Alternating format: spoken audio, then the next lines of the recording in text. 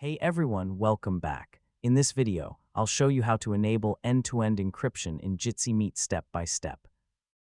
End-to-end encryption adds an extra layer of privacy by ensuring that only meeting participants can access the encrypted audio and video streams. Keep in mind that this feature is only available in supported meeting types and may not be available on every Jitsi server. So let's get started.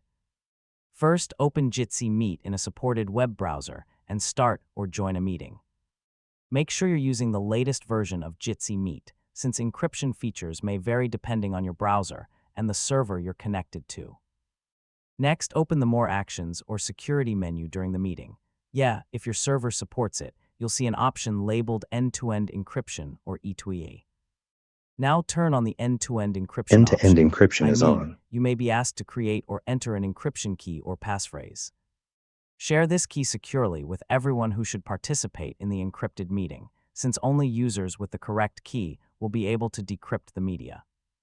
After everyone enters the same encryption key, the meeting will use end-to-end encryption for supported audio and video streams.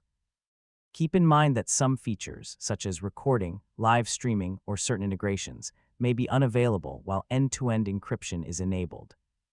Finally, if you don't see the encryption option, your Jitsi server may not support it, or the feature may be disabled by the administrator. In that case, contact your server administrator for more information, and that's it.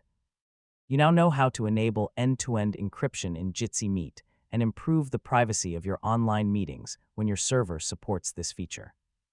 If this tutorial helped you, don't forget to like the video, share it with your friends, and subscribe for more easy tech guides.